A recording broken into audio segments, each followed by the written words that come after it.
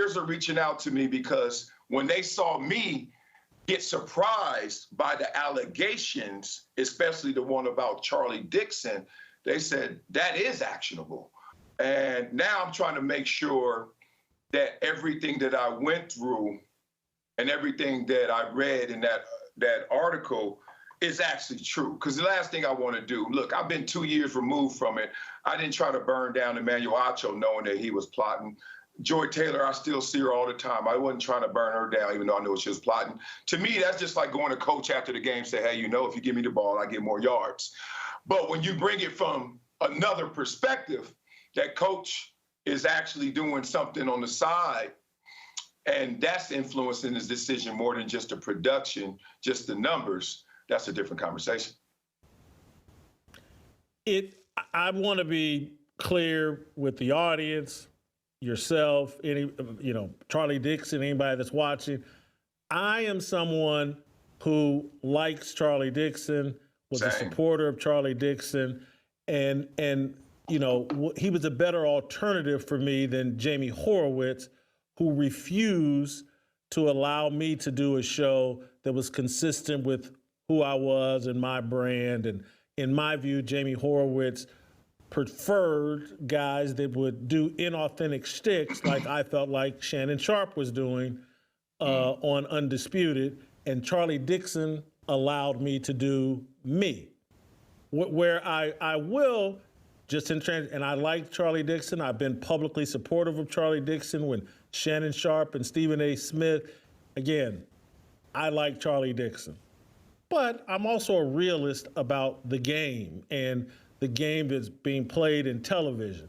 And so, Marcellus, do you remember, you and I did the show for 2 years, and halfway through it after that first year, that summer, when we first started showing signs of growth and success, and they put us in a meeting with, I think the guy's name is Ben, and he had written up a booklet and a report on what we were doing with Speak for Yourself.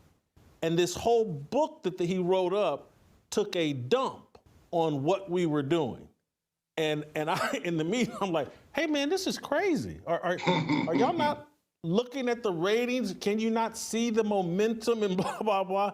And I said in private, when they tried to walk it back, because let's say, I'm sure they started preparing that book that takes a dump on Speak for Yourself. I'm sure they started preparing that in February or March.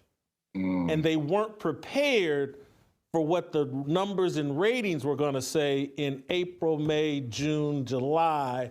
They present this to us, let's say in August, and now the numbers are starting to say like, damn, what they're doing is working, but they had prepared a booklet and a report that said what they're doing is terrible and they need to do all this and they need to do all that. And so I objected in real time. And I said in real time to Charlie Dixon, I was like, hey man, y'all done put together a booklet that all these executives, Eric Shanks and other people, they're gonna read this. And I go, and this is gonna cost me money because it's hard to walk back that narrative that you've put someone in booklet form. And so they're gonna deny the numbers. And then as we went through the next 6, 7 months, the numbers all flowed our direction. We were having incredible success, and it was like Fox Sports is finally gonna have an authentic hit show that Fox Sports put together. They didn't acquire The Herd, or they didn't acquire Skip and the First Take.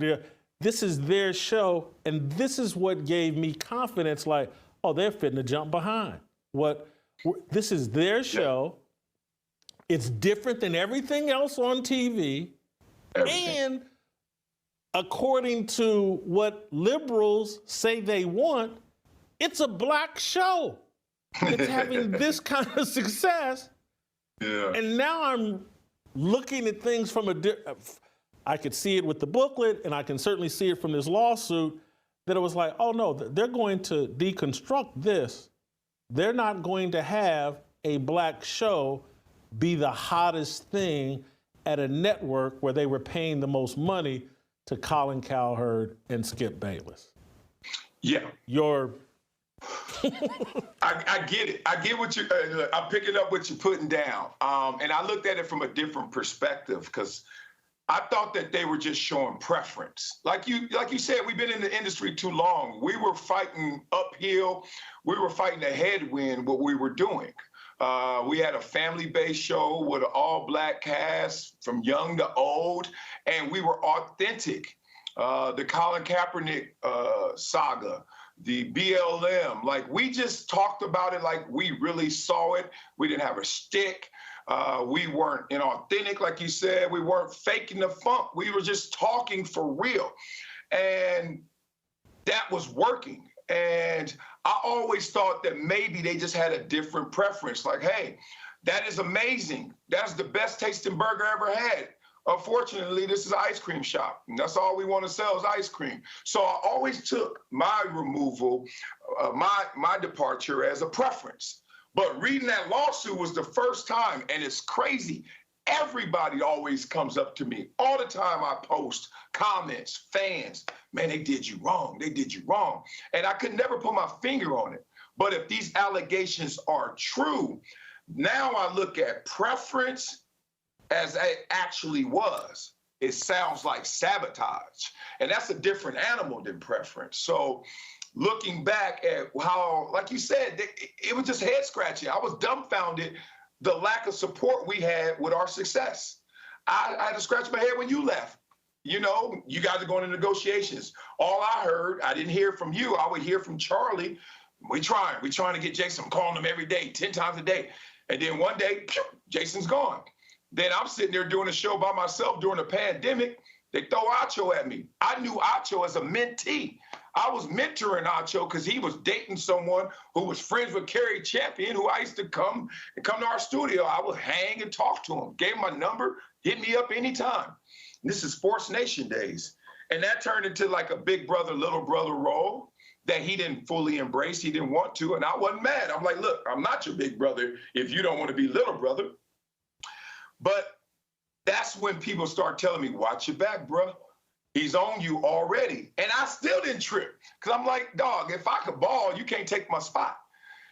And when it switched out and then it became Joy, what am I thinking? But now when you read the lawsuit, and if it's true, they ran a triangle offense on me in terms of upstairs. I go, she comes in, and Acho's doing the pushing on both sides. That's a different conversation. And that's why I think a lot of people are reaching out, trying to see what I want to do going forward. Yeah, I think you, again, I've already walked through, I don't think I have a complaint, but I think you have a legitimate complaint. But also, I think, in my view, I think sports fans have a legitimate complaint because the conceit of the show, as I told you when we got involved, I was like, look, Marcellus, you're in a great marriage, and I'm gonna keep it all the way real because that's what we do on this show. I was like, you're married to a black woman, you got these beautiful black kids, and